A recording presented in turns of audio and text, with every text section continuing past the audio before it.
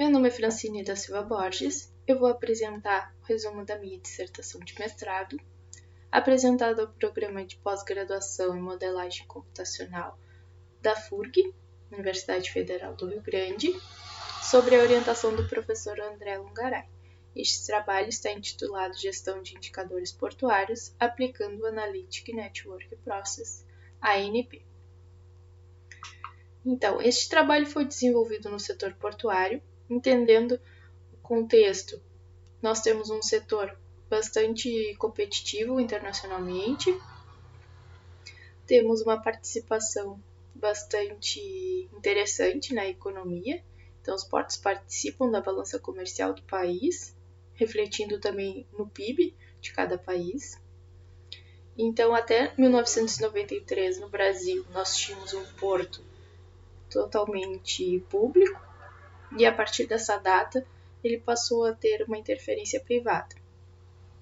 Então os portos começaram a receber incentivos e participações da iniciativa privada por meio das autorizações e concessões.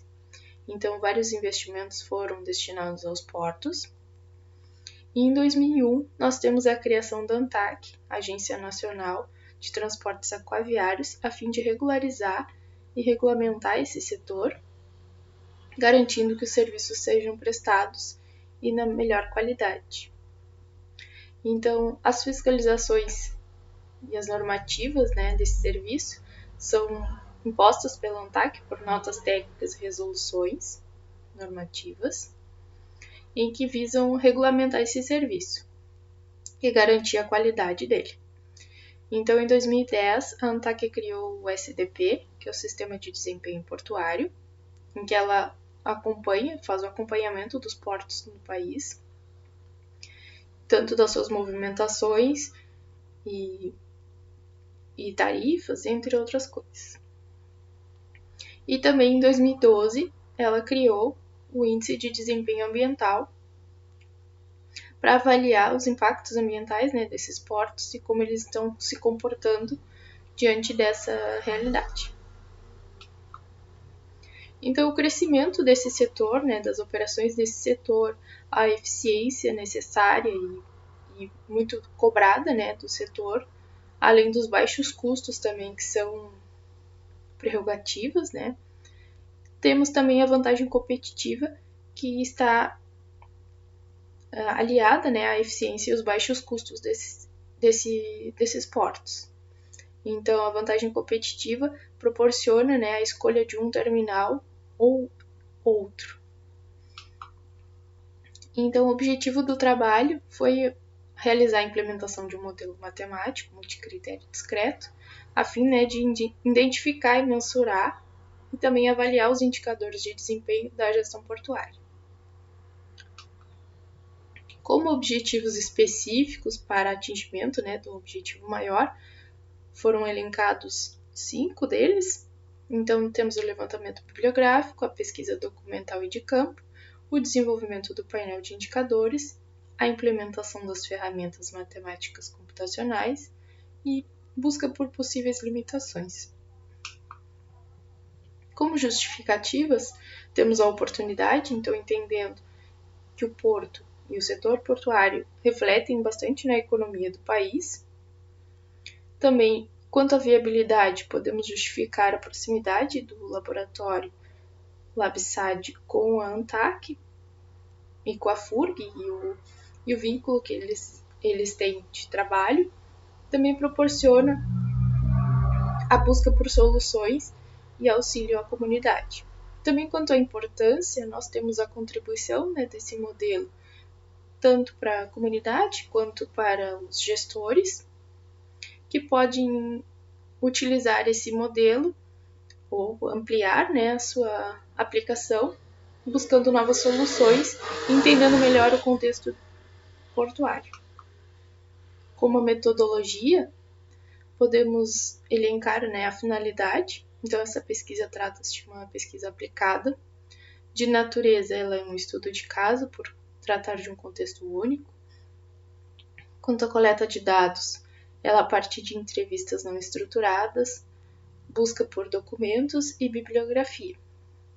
Também, quanto à lógica, nós temos uma lógica indutiva na etapa de estruturação e dedutiva na fase de avaliação.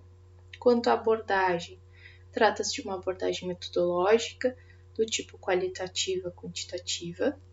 O seu instrumento de intervenção foi o método multicritério discreto, Analytic Network Process, ANP. Então, como resultados, nós temos os métodos matemáticos já dispostos na bibliografia. Então, foram feitas algumas pesquisas em trabalhos já realizados. Então, encontrou-se 4 modelos matemáticos já utilizados. Então, nós temos a análise da envoltória de dados, teoria dos jogos, modelo de fronteira estocástica e o método de análise hierárquica HP. Então, continuando como os resultados, a partir das coletas dos dados, junto aos decisores, nós temos 13 critérios elencados e 131 subcritérios. Esses critérios e subcritérios partiram das entrevistas não estruturadas com os gestores da ANTAC, de uma superintendência, e eles formularam esses 13 critérios e subcritérios. Então, a partir destes, foi possível estabelecer conceitos e definições para cada um desses elementos. Com isso, pôde-se classificá-los quanto à abordagem Boker. Essa abordagem é proposta pelo autor do método ANP. Então, nós temos os benefícios, as oportunidades, os custos e os riscos como clusters para esse modelo.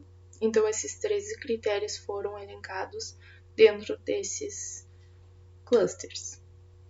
Também elaborou-se a forma de avaliação e escalas desses critérios e subcritérios, e, além disso, pôde-se estruturar o problema.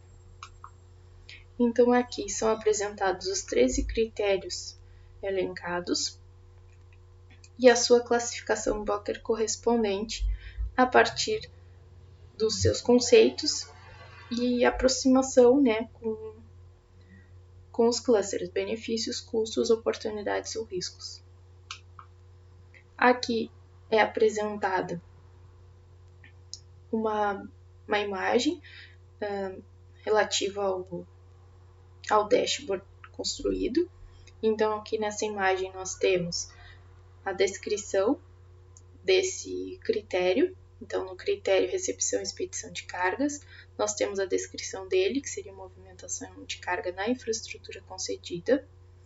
Nós temos também a fórmula de cálculo, que deve ser respeitada pelo decisor. E na percepção dele, quanto ele avalia que é atingido ou satisfeito esse critério. Então, nós temos uma escala de 5 níveis, variando de bom a regular, e uma escala de 100% até 60%. Então, o decisor deve escolher um desses níveis de atendimento conforme o cálculo realizado, e com isso é atribuído um valor de 5 até 1 para esses níveis de impacto. De posse dos resultados dessas avaliações, nós podemos traçar um perfil de desempenho deste terminal a partir da avaliação do gestor. Então, aqui nós temos um gráfico apresentando esses resultados, que seria uma prévia da avaliação desse decisor de como o terminal está se comportando atualmente, através de uma média simples. Então, aqui, depois dessa avaliação prévia do decisor, nós temos a aplicação matemática. Então, foi preciso estruturar as relações de influência dos critérios estabelecidos. A partir disso, foram criados 5 ciclos de julgamentos, e o decisor deve atribuir valores da escala de SAT para complementar essa avaliação. Os valores atribuídos dessa escala retornam para a construção do método ANP e das suas resoluções. Então, partimos aos cálculos relativos ao ANP e à construção das supermatrizes dos clusters Bocher. Então, a partir dos cálculos, nos restam 4 supermatrizes correspondentes a benefícios, oportunidades, custos ou riscos.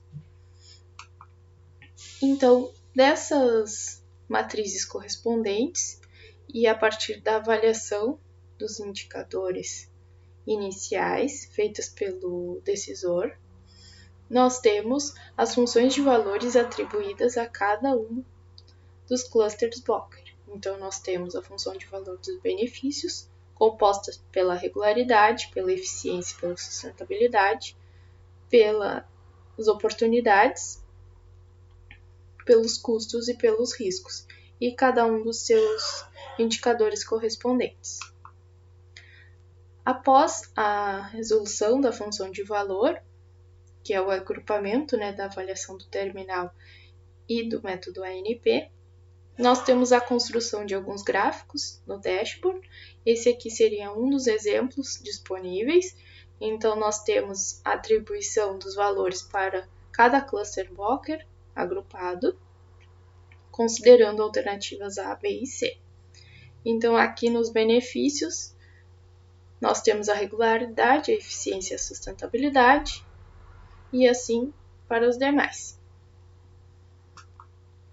Então, como considerações finais, nós temos que a simulação do modelo atende às expectativas quando analisadas as propostas das alternativas. Também temos a contribuição deste modelo ao setor e aos gestores, possibilitando um conhecimento maior do cenário, análise dos pontos críticos e também propicia um aprimoramento desses processos. Para trabalhos futuros, propomos novas aplicações dos métodos multicritérios a esses indicadores, também o desenvolvimento do artigo e a melhoria do dashboard para futuras utilizações. Então, aqui as referências consultadas, os nossos contatos, caso alguém tenha alguma dúvida ou sugestão, pode enviar para os nossos e-mails. E os agradecimentos. Agradecemos ao Congresso por receber o nosso trabalho. Também agradecemos à FURG, ao Programa de Modelagem Computacional, à CAPES pelo financiamento da Bolsa, também ao LabSat e à ANTAC.